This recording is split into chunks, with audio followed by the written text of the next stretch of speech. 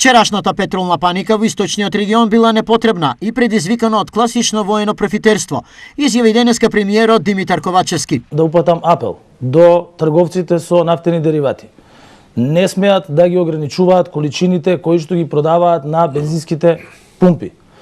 Дел од нив тоа вчера го имаат направено за да ги сочуваат своите количини кои што веќе ги имаат набавено од шпекулативни причини. Тоа е класично воено профитерство. Во истиот контекст, ширењето масовни дезинформации со количините и цените на горивата за првиот човек на регулаторна комисија Марко Бислимовски е работа и за јавниот обвинител. Ние во текот на овој ден ќе доставиме најверојатно известување до обвинителството да превземе мерки за тие компании што работеа така во текот на вчерашниот ден. Вчера попладне на истото ова место имаше долги редици од автомобили, чии возачи на моменти и панично се обидуваа да ги наполнат резервоарите. Заеднички за сите беше стравот и неизвестноста дека ќе нема гориво. Меѓутоа, веќе денеска состојбата е нормализирана и потрошувачката на горивата е вообичаена. Дали ова значи дека стравот имал век од 5 минути? Не.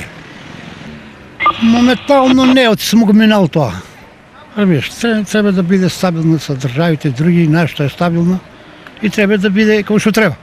По целата оваа ситуација, од владата низ писмено соопштение категорично ги убедуваат граѓаните дека со бензините се е во ред. Граѓаните не треба да се грижат. Нафтени деривати во државата има. Трговците редовно набавуваат гориво согласно побарувачката.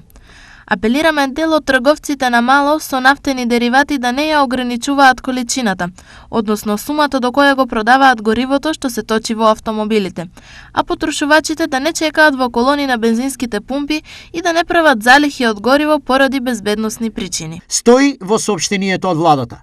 Во истото соопштение, од владата напоменуваа дека нема простор за загриженост и со нормалното снабдување на граѓаните со основните прехранбени производи.